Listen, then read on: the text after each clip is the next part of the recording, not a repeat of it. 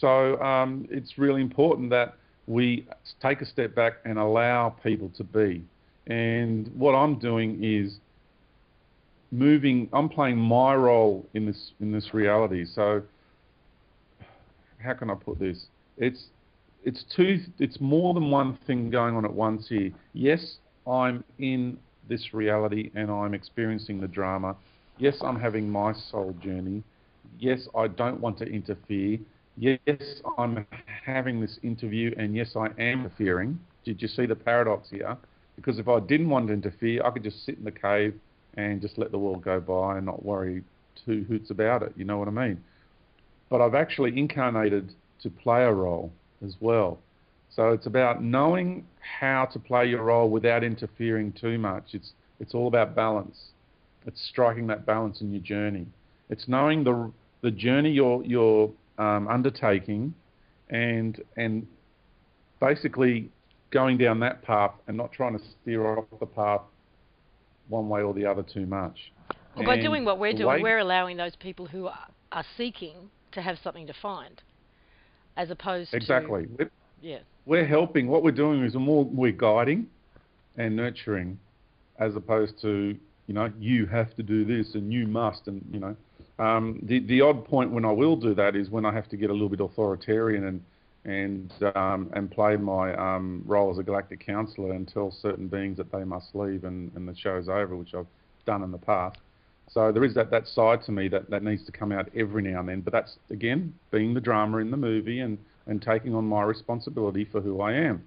So it's so easy for people to judge, but it's understanding a journey, your life's journey. So if you have a set of obligations and responsibilities, how do you go about that? It's not much different to someone who holds a position of responsibility in this reality. If you're a CEO of a company or even if you're a supervisor, how much do you get into somebody's face about the job that they're doing? Do you take a step back and you let them make a few mistakes so they can learn from it? Or are you just on their back the whole time? It's the same thing, and we're just doing it on a different level. So it's about understanding that. You talked before about the fact that the Earth has to cleanse herself, and she's clearly doing that on a daily basis right now. Yeah. And the Earth changes are all predicted to get more and more intense as we move on over the next couple of years. There's a lot of attention being paid to the sun right now and its solar storms and solar activity. It's been blamed for the earthquake and, volcano and tsunami in Indonesia the other week. More of that predicted to come. So the people who are leaving the planet over the next 2 years, because they're in the wrong place at the wrong time, so to speak, with these earth changes, that's almost a fifth scenario, really, isn't it? I mean, choosing to opt out. That's their journey. That's their journey. Like, it's sad. From within this paradigm, I feel emotionally, and not too much emotion, but I have a lot of feeling. I don't get driven by emotions like I used to. It's different. Emotion is energy in motion, and it's feelings that have spiraled out of control. So it's knowing the difference between emotion and feelings. And emotions serve us beautifully because we learn from those scenarios. So emotion's not a negative thing. It's just, it's a tool. And I've gone through lots of emotional states throughout my life, and now I'm more on a feeling basis rather than an emotional basis. So it's two different states, okay? Just want to point that out. And so people have their soul journey, and if it was like in Banda Aceh, all those people that perished in that tidal wave, that was their journey. And people, it's about understanding how this reality is designed from up above, and up above from higher aspects of ourselves. We are the composers, we are the orchestrators and the conductors of these lives, but from a higher level, not from this ego here, George. It's my belief that, and I don't really know where it came from, but one that's evolved, that the closer we get to 2012, the people who are choosing to leave the planet en masse like that in these large groups where there's a disaster are actually playing their role and doing their part in assisting the ascension process, because I feel that they're taking a lot of the negative energy with them, or karma with them, or whatever you want to call it, that's ultimately raising the vibration of of what's left. Does that make And sense? it's also, yeah, and it's also, if such a large group of people leave all at once, then the people who are left behind and go, whoa, that's pretty full on. Instead of just going about their business and not taking any notice, all of a sudden it's like, oh, it's gotten someone's attention because 250,000 people perished in one go. Okay, that's something to think about. Yeah. That's something to start taking into consideration. It's not like 100 people in an aircraft, people just flob it off. And they do. It's really sad. I've seen it. And on one or two occasions in my life, I've done it. I'm the first to admit to doing things like that. So you'll get to know me. I'm very much a realist. I'm not going to sit here and be all self-righteous and pretentious about life. I'm a real person having a real incarnation and going through it with everybody else. So there's we tend to flob that off. How many times have you done it? We do. We hear it on the news. It becomes like we become immune to it because we hear it so often because that's all that they throw at us. But 250,000 people dying in a tsunami, that's pretty serious. And now we've just had volcanic eruptions and another tsunami. It's going to get more and more and more prevalent as time goes on now because Mother Earth's been holding back. And it's getting to a point where she just can't hold back anymore. And those damn walls that I was talking about are going to burst. And it's all going to spill into the public arena and we're going to see it for what it is. Today is the 11th of the 11th. And you're probably aware that there is a global meditation organised for today. They're trying to get 1 million people to come together and meditate for peace. And these things are becoming more and more common on auspicious dates. So how much impact can we have if all of this is predestined, if it's all mapped out and planned out, and the Earth is a being who's got her own journey, then how much can we affect by coming together personally or globally and meditating and putting out a good vibe? What difference does it make? Now you get into the crux of it, okay? Okay. Because this is how hard it's been for me because I'm walking between worlds. We are walking between the worlds, right? So imagine having the knowing that everything is totally predestined, but also being in the movie and experiencing it as though you don't know that everything's predestined. Mm-hmm. I know, because that's what it's tricky. like. That's what I experience, right? Yeah. So because we're in linear time, we got past, present, and future. The future's already happened. Doesn't matter. Like from the moment you and I were born, we were always going to be having this discussion right here, right now. Okay, that's the thing. I was always going to be doing this right here, right now. In fact, when this reality was created from much higher levels of the universe 26,000 years ago, that was going to happen right here, right now. That's how fixed it is.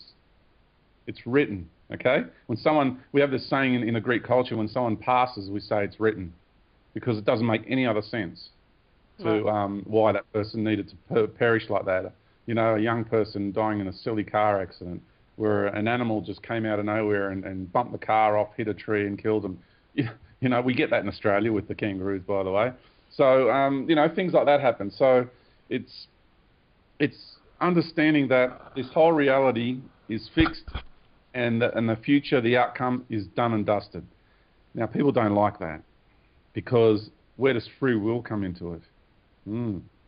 See? And the question of free will, it's the free will on the higher levels playing out that this reality is fixed. And then we've got this level of us in the drama down here, and we're experiencing free will on this level.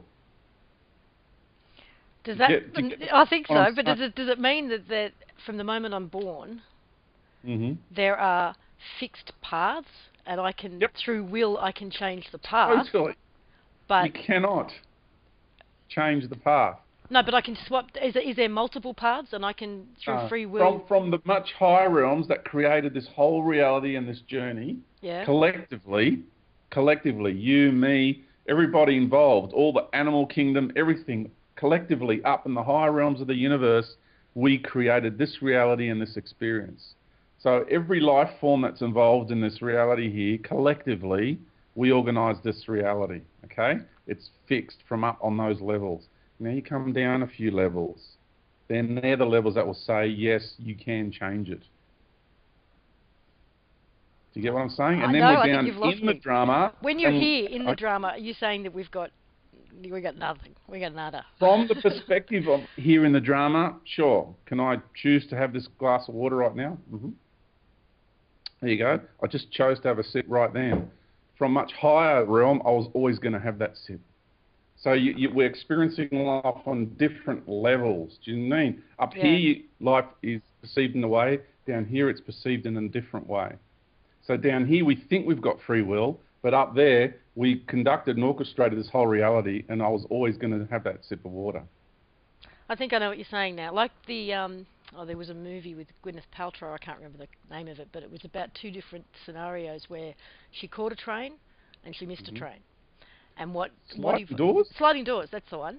That's it. That's the one. Love that one. Yeah, because So, I experienced that. In what sense? I experienced that scenario, but for me it was I was in my home, and I'd seen that movie years before this happened, and I was in my home, and all of a sudden I got this urge to walk back to the door to check if the door was locked. And as I was doing it, I was going, I've locked the door. Why am I doing this? I still just walked up to the door, checked to see it was locked, and then I got in my car and drove off. And that took an extra, I would say, 5 seconds. And then as I was driving up past my house, the road curved like that. This car came around the corner, came right over to my side of the road. The guy's face freaked out. I could still see the guy's face because we were going to have a head-on, and he quickly swerved. So if I'd have been 5 seconds, not even 3 seconds further up the road, he would have smashed into me. We would have had a head-on, and my life would have been different. And I tuned in. I would have had broken legs. I would have had everything in hospital. My life's journey would have been totally different. But in that moment, I was guided just to go and check that door, which totally changed the scenario. So what you're saying is that decision to go and check the door didn't occur to you at this third dimensional level.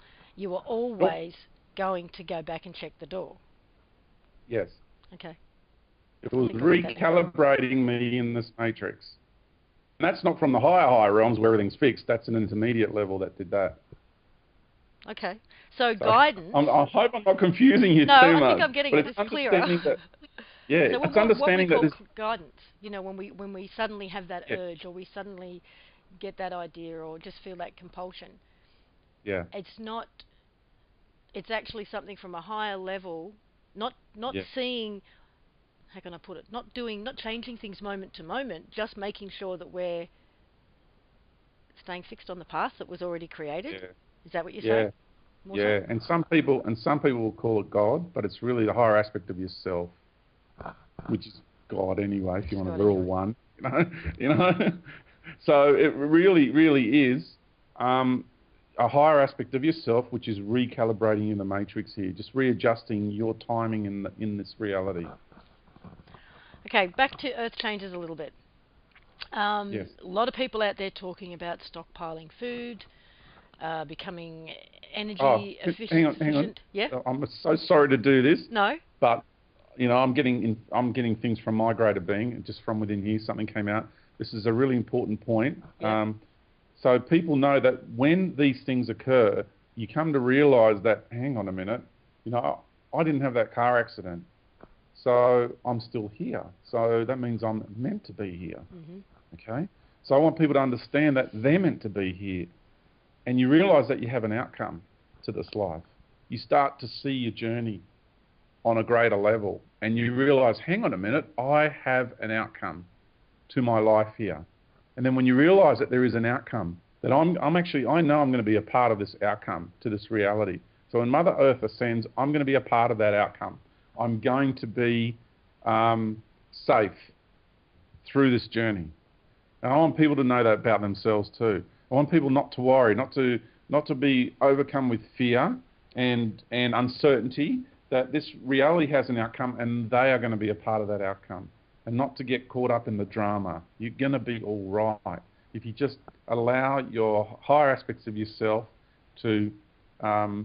It gets down to this ego releasing and surrendering the control of this life to a greater aspect of our being, because we're not really in control. That's just an illusion. And the free will we have down here is an illusion. It's an illusion of the lower ego to think that you have free will in this reality.